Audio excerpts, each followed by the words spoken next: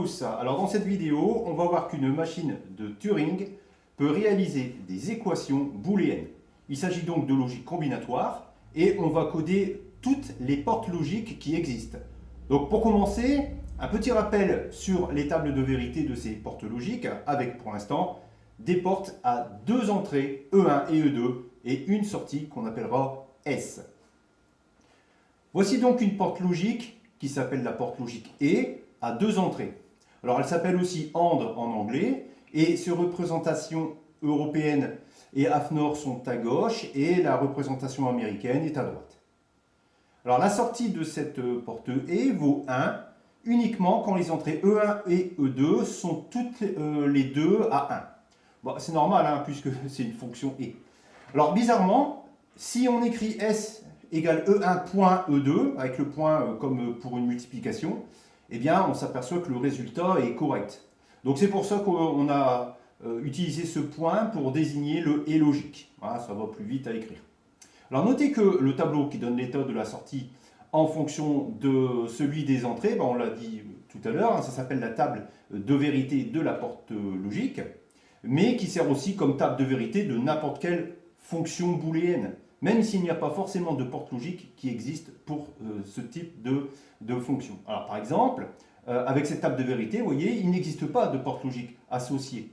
Donc on est obligé d'utiliser plusieurs portes logiques pour réaliser cette fonction, comme par exemple ici, vous voyez, avec deux portes et une porte qui s'appelle une porte non, hein, on verra ça après, et une porte ou, eh bien on arrive à réaliser la fonction désirée. Alors justement, voyons maintenant le cas du ou logique. Alors, il faut savoir tout de suite qu'il existe deux types de ou. En fait, il y a ce qu'on appelle le ou inclusif et le ou exclusif. Alors, qu'est-ce que c'est que cette histoire? Alors pour le ou inclusif, eh bien, la sortie vaut 1 lorsqu'une entrée au moins est à 1. Alors ça signifie que si les deux entrées sont à 1 en même temps, eh bien, la sortie est à 1 en fait. Il faut l'une ou l'autre, ou les deux. Donc c'est pour ça que ça s'appelle ou inclusif, car on inclut aussi le cas où les deux entrées sont à 1 simultanément pour faire, bon, on appelle ça comme ça, pour faire monter la sortie, c'est-à-dire pour faire en sorte que la sortie vaut 1. Bien, alors donc cette fois-ci, on écrit, alors voici ce qu'on appelle l'équation booléenne, hein. On écrit S égale E1 plus E2, hein, comme quand on fait une addition. Alors ça marche bien, sauf lorsque les entrées E1 et E2 sont toutes les deux à 1 en même temps. Parce que c'est vrai, chacun sait que 1 plus 1, ça donne 2. Mais bien sûr, en logique booléenne, il n'y a pas de chiffre 2. Il n'y a que des 0 et des 1. On est en binaire. Donc, lorsqu'on additionne deux nombres binaires, 1 plus 1, ça doit donner 0 plus une retenue. Alors, ça tombe bien, parce que c'est ce qui se passe avec l'autre porte, qui est justement le ou exclusif. Ici, la sortie est à 1 lorsque l'une des entrées est à 1, c'est comme un ou normal, mais pas lorsque les deux entrées sont à 1 en même temps. Le cas où les deux entrées sont à 1 en même temps est exclu pour faire monter la sortie. Alors on écrit ça comme ça, on écrit S égale E1 plus E2 comme tout à l'heure, mais cette fois-ci on met un cercle autour du signe plus et ça se lit S égale E1 ou exclusif E2. La porte ou inclusive s'appelle OR en anglais et la porte ou exclusive s'appelle XOR en anglais pour exclusive OR gate. Alors une petite parenthèse, on peut dire porte ou inclusif ou exclusif ou alors une fonction ou inclusive au féminin ou exclusive au féminin. Peu importe, hein, vous adoptez le langage que vous désirez. Moi je dis inclusif ou exclusif parce que je parle du ou inclusif, le ou inclusif, donc c'est le masculin, ou le ou exclusif, donc c'est le masculin aussi, et ce sont ces dénominations-là que je vais utiliser par la suite. Bien, alors on utilise cette porte ou exclusive pour additionner deux nombres binaires, car la sortie S, c'est bien la somme qui est attendue. Et le résultat est correct, même lorsque E1 et E2 sont à 1 simultanément. Mais ce n'est pas le seul usage de cette porte. Vous en doutez bien, en effet, on peut comparer les valeurs numériques de deux mots binaires, comme par exemple ici, de deux octets avec 8 portes XOR, 8 portes ou exclusives. Alors en effet, l'octet de sortie est une valeur qui est nulle uniquement lorsque les deux octets d'entrée ont la même valeur. Alors avant d'aller plus loin, il faut parler des deux portes logiques ayant une seule entrée. Bah oui, ça existe. Alors l'une d'elles s'appelle identité. Alors, a priori, elle ne sert à rien, mais en fait, si. En fait, elle sert en électronique pour, on appelle ça, bufferiser un signal électrique dont le nombre de volts, ben, il n'est pas vraiment nul comme on le penserait pour un niveau logique 0. Et puis, il ne vaut pas exactement 5 volts, hein, il manque peut-être un petit peu, hein, il manque un petit peu pour dire d'avoir le niveau logique 1. Alors, selon les technologies de porte logique qu'on utilise, ben, s'il manque des volts pour faire le 1 logique, ben, pour certaines portes, ben, ça va être vu comme un 1, mais pour d'autres portes, ça peut être vu comme un 0. Donc ça ne marche pas bien. Donc on utilise cette porte identité pour bufferiser le signal, c'est-à-dire qu'à la sortie de cette porte logique, eh bien, on a des niveaux logiques qui sont très bons. C'est-à-dire que le 0 logique, ben, c'est bien 0 volts, et le 1 logique, c'est bien 5 volts. D'accord ? Son équation, c'est tout simplement S égale E. Alors sinon, plus largement utilisé, il y a la porte dite inverseuse. Alors on dit aussi ça, ça s'appelle aussi la porte non. Alors en anglais, bah, c'est la porte not. Et comme son nom l'indique, eh bien, ça inverse l'état logique présente sur son entrée. Alors on écrit ça comme ça, S égale E, avec une barre au-dessus, et ça se lit S égale E barre. Alors souvent, seul le cercle est représenté hein, dans les schémas, et si on met cette porte inverseuse en sortie d'une porte logique à deux entrées, eh bien on obtient trois nouvelles portes logiques qui sont, alors l'inverse de la porte et, ben, ça devient la non et, bon, en anglais c'est NAND pour not AND, et ensuite on a, alors là la sortie de cette porte est à 0, c'est l'inverse de la porte et hein, en fait, hein, la sortie on l'inverse, ce qui fait que la sortie est à 0 lorsque les deux entrées sont à 1 simultanément. Alors son équation, elle se lit S égale E1 et E2 barre. La porte non ou inclusif, appelée NOR pour not OR en anglais, avec S égale E1 ou E2 barre. Et enfin, la porte non ou exclusive, pardon, appelée XNOR pour exclusive not OR en anglais. Et celle-ci, eh bien, elle a la particularité intéressante d'avoir sa sortie à l'état 1 lorsque les deux entrées sont identiques. Cette porte logique sert donc à comparer deux bits. Très bien, alors aussi, il existe bien évidemment des portes ayant plus que deux entrées, par exemple ici, une porte E à 6 entrées, telles que S égale E1 et E2 et E3 et E4 et E5 et E6. La sortie est à 1 seulement lorsque toutes les entrées sont à 1. Il existe aussi cette porte qui est une porte OU inclusif à 4 entrées, telle que S est égal à E1 ou E2 ou E3 ou E4. La sortie est ainsi à 1 si au moins une entrée est à 1, c'est-à-dire qu'il faut qu'on ait au moins une à 1, mais il peut très bien en avoir 2 ou 3 ou même les 4.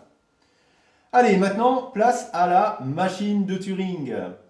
Alors, je vais tester un algorithme. Alors ici, j'ai mis un jeu de lumière hein, pour faire beau. Je vais l'arrêter. Et puis, j'ai déjà codé un algorithme. Alors, je l'ai mis en numéro de programme numéro 16. Voilà. Alors, je vais remettre ça, l'affichage à l'état initial pour faire aller cet algorithme. Alors, je vous explique. On va imaginer que, alors, orange, c'est des lettres de séparation.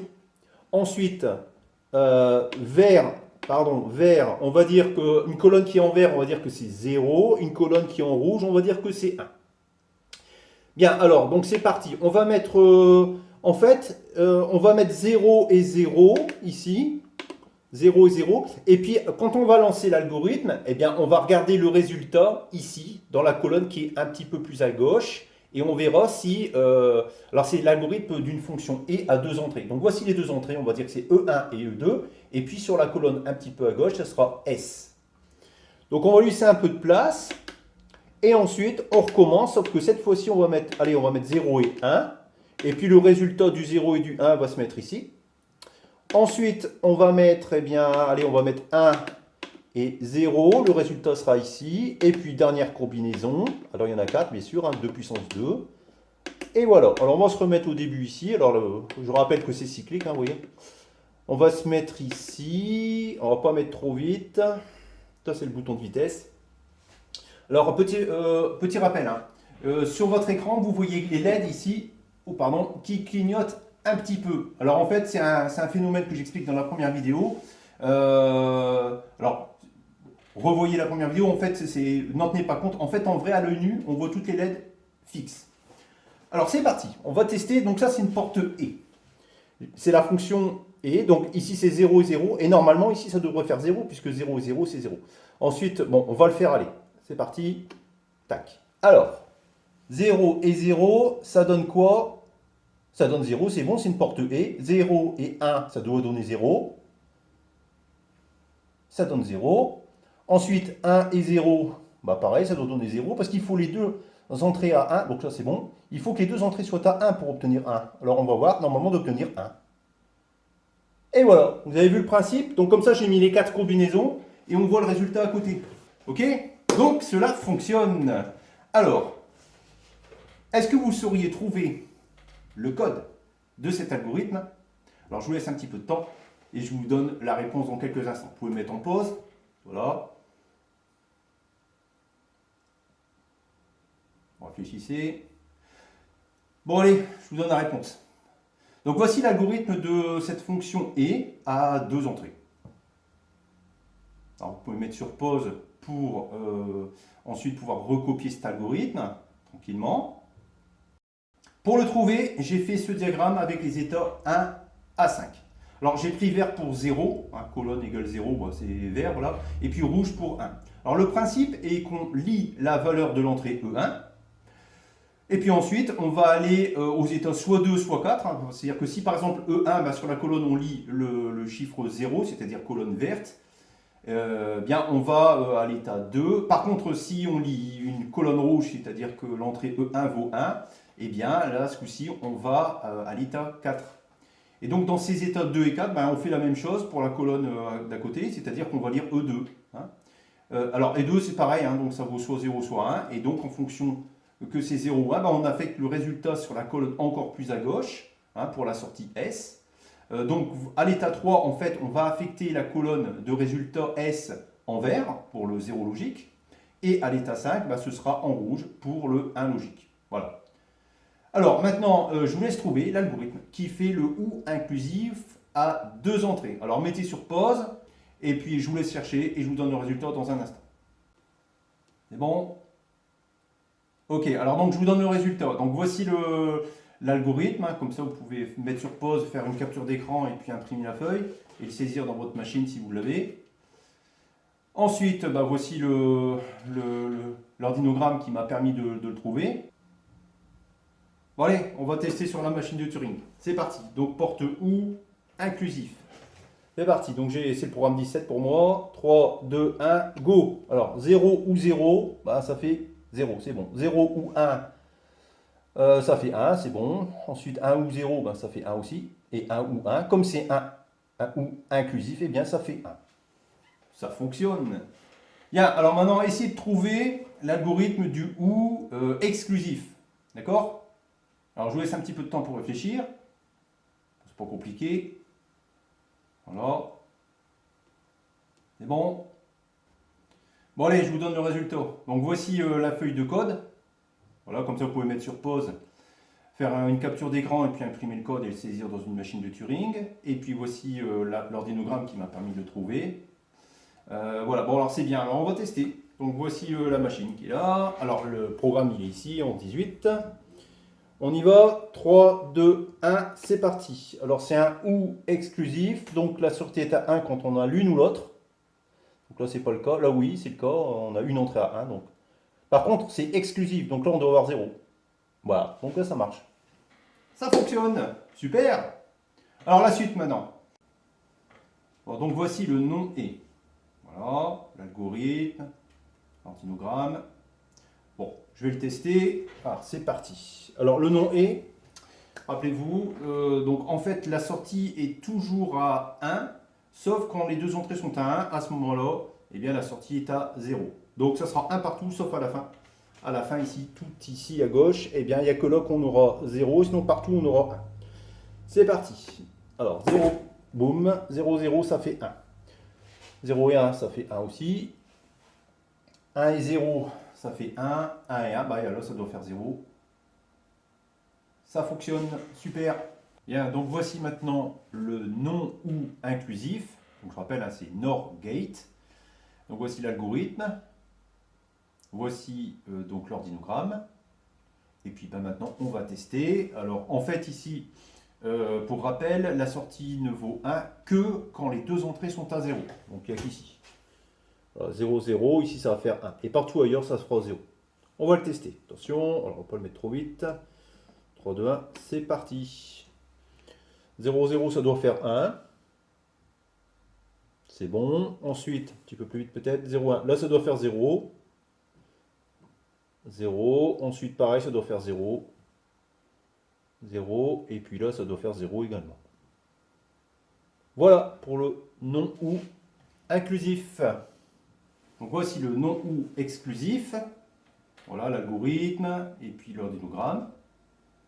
Voilà, alors on va tester. Voilà, alors le non ou exclusif, je rappelle la particularité. En fait, la sortie est à 1 quand les deux entrées sont identiques. Donc, soit elles sont toutes les deux à 0, soit elles sont toutes les deux à 1. C'est parti. Hop, alors 0 et 0, ça fait 1. Bah oui, les entrées sont identiques.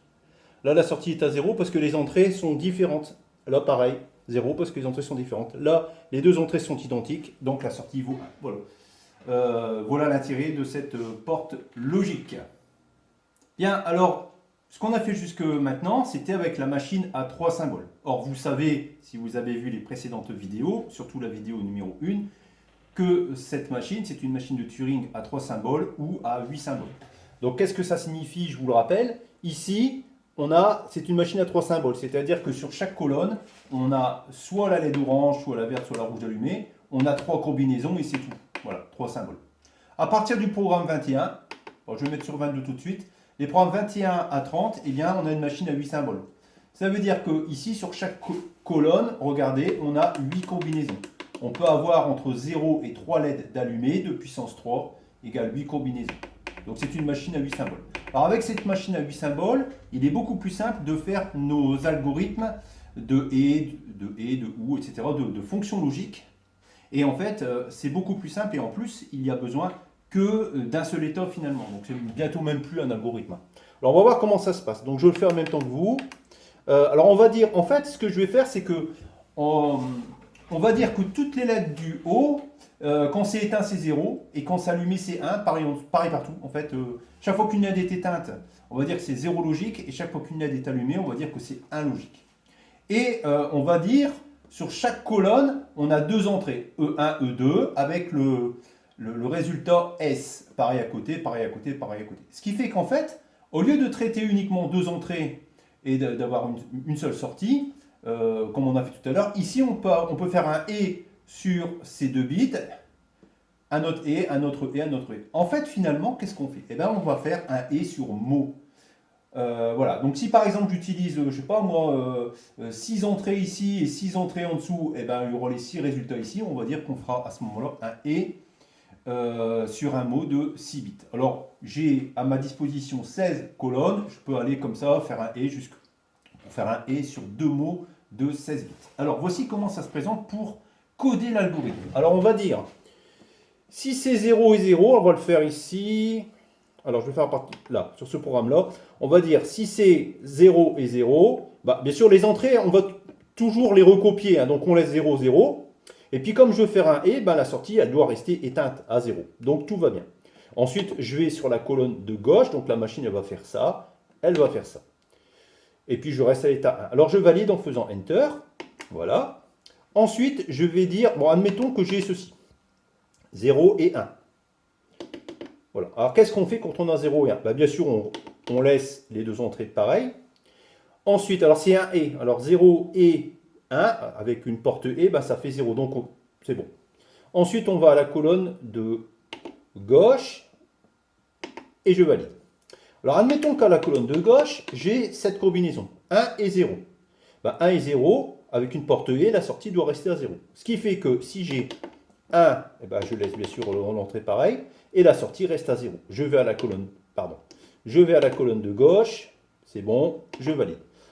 La machine va faire ça. Admettons qu'à la colonne de gauche, il y ait cette quatrième combinaison de puissance 2 égale 4. 1 et 1. Ben, cette fois-ci, la sortie du et doit être à 1.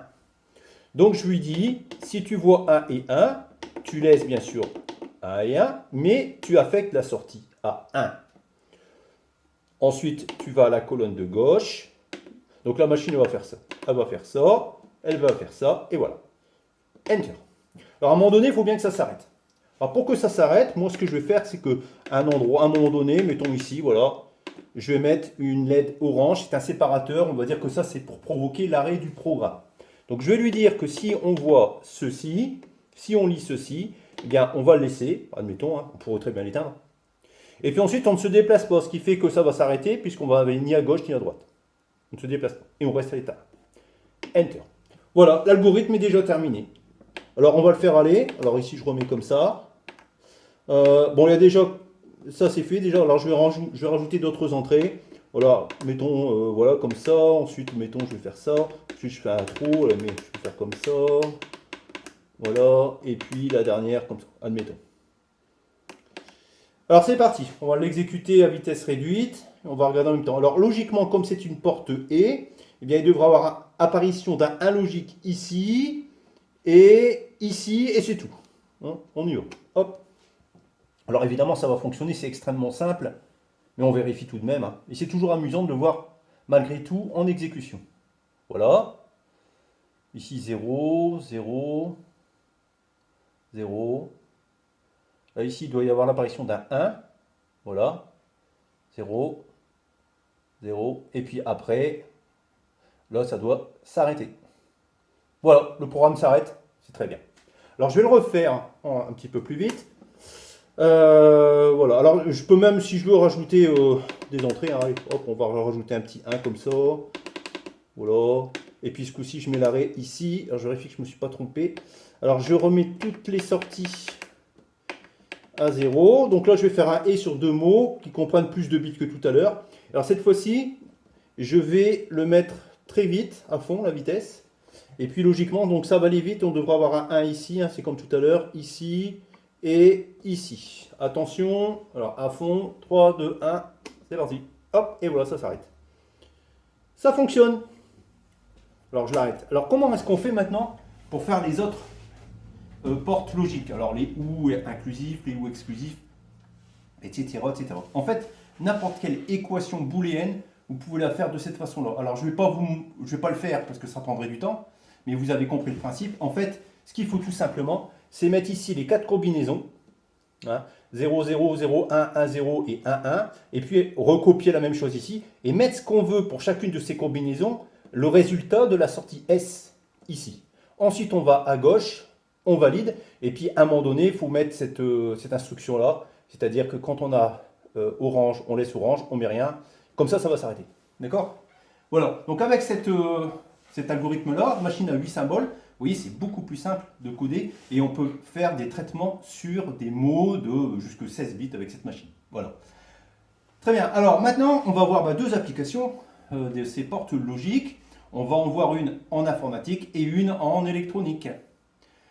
Ah oui, parce qu'en informatique, par exemple, pour savoir si une adresse IP est dans le bon sous-réseau. Alors on utilise ce qu'on appelle un masque de sous-réseau. Par exemple, pour un réseau domestique dans lequel on veut faire communiquer un PC avec une box internet, eh bien cette box internet, elle possède une étiquette et dessus c'est écrit quelque chose qui s'appelle une adresse IP. Alors par exemple, regardez, on a ici une box dont l'adresse IP c'est 192, 168, 5 et 1. En fait, chaque nombre, là par exemple 192, ça peut être autre chose, c'est un nombre qui va entre 0 et 255. Voilà, en fait, parce que c'est codé sur un octet de 8 bits. Pareil, donc finalement, une adresse IP, c'est quoi? C'est 4 octets de 8 bits. 4 fois 8, 32 bits. Alors, on sait alors que le PC doit avoir une adresse IP identique, sauf le dernier nombre. Hein, par exemple, le PC peut avoir comme adresse 192, 168, 5, 12. Voilà. Alors, parce que les trois premiers nombres, vous voyez, c'est les mêmes que ceux de la box. Alors, très souvent, le masque de sous-réseau vaut ceci. 255, 255, 255, 0. Alors, c'est en fait 4 octets dont les trois premiers valent 1, 1, 1, 1, 1, 1, 1, 1 en binaire. Et le dernier vaut 0, 0, 0, 0, 0, 0, 0, 0 en binaire. Alors, pour savoir si le PC et la box sont dans le même sous-réseau et peuvent donc communiquer entre eux, le système fait un et bit à bit entre leur adresse IP et le masque. Alors voici ce que ça donne. Voilà, alors pour le PC, on obtient quoi? 192, 168, 5, 0. Et pour la box, eh bien, on obtient la même chose, c'est-à-dire on obtient en sortie des et sur 32 bits l'adresse du sous-réseau 192, 168, 5, 0. Voilà, conclusion, PC et box peuvent communiquer entre eux. Parfait. Alors en électronique maintenant, il y a énormément d'applications. Bon, on ne va pas toutes les voir, on va en voir une seule qui est fort connue. Alors par exemple, on peut réaliser ce qu'on appelle un additionneur binaire. Alors pour ça, on commence par dresser la table de vérité qui donne l'état logique de la somme S indice I et de la retenue R indice I plus 1 qui servira à la colonne d'à côté. En fonction de quoi? En fonction de l'état logique des bits à additionner, qui sont A indice I et B indice I, et aussi la retenue de l'étage précédent, C indice I, comme ceci. Voilà, vous pouvez mettre sur pause pour vérifier tranquillement. Ok, bien, alors voilà un schéma électronique, alors il y en a d'autres possibles, hein. Celui-ci c'est qu'une possibilité de schéma, hein. Voici un schéma électronique possible pour réaliser cela. Alors il y a quoi? Il y a dedans, il y a deux portes ou exclusifs à deux entrées, deux portes et à deux entrées, et une porte ou inclusif à deux entrées. Alors il s'agit en fait de ce qu'on appelle l'additionneur complet, c'est-à-dire celui qui prend aussi en compte la retenue de l'étage précédent. C'est comme nous quand on fait une addition sur une feuille. Quand on fait une addition, eh bien, il faut tenir compte de la retenue de ce qu'on appelle l'étage précédent. On commence par les unités, puis les dizaines, puis les centaines, et ainsi de suite. Donc si on veut additionner deux octets, c'est-à-dire deux nombres A et B de 8 bits, eh bien, il faut utiliser 8 additionneurs complets, comme ceci. Alors chaque rectangle bleu, c'est un additionneur complet. Alors il produit la somme et la retenue qui sert à l'étage suivant situé à gauche. Alors deux remarques. La première, très importante, quand on fait un circuit électronique comme celui-ci, eh bien, il faut laisser le temps au circuit de se stabiliser. Parce que les retenues des étages inférieurs mettent un certain temps pour être générées. Oui, parce que les circuits électroniques, c'est rapide, mais ce n'est pas instantané. Donc il leur faut un petit peu de temps quand même pour donner le résultat logique. Alors ce n'est pas instantané. Alors deuxième remarque. Vous voyez complètement à gauche, la dernière retenue, qui devrait être écrit R8, alors je ne l'ai même pas écrit, en fait elle ne sert à rien. Hein. On dit qu'elle sort du système. Bon, enfin, ça dépend. En fait, dans les microprocesseurs, cette dernière retenue, elle n'est pas jetée comme ça. En fait, elle est rangée dans un truc qui s'appelle un registre spécial. Et ce registre s'appelle le registre d'état. Bon, alors ça, c'est toute une autre histoire. Hein. Je ne vais pas expliquer les microprocesseurs avec leur registre d'état. Mais en tout cas, sachez que dans les microprocesseurs, il y a une unité arithmétique et logique qui fait des additions. Et puis cette retenue, en fait, elle est stockée à un endroit qui s'appelle un registre d'état. Voilà. Voilà, écoutez, j'espère que ça vous a plu cette vidéo. Alors la vidéo prochaine, c'est encore sur de la logique. Donc c'est aussi des portes logiques, mais là c'est un petit peu particulier. On va attaquer quelque chose de beaucoup plus intéressant encore. Ça s'appelle la logique séquentielle, avec un rebouclage de la sortie sur les entrées. Voilà. N'hésitez pas à partager cette vidéo, cliquez sur j'aime si vous le voulez bien, et je vous attends dans la prochaine vidéo. À très bientôt.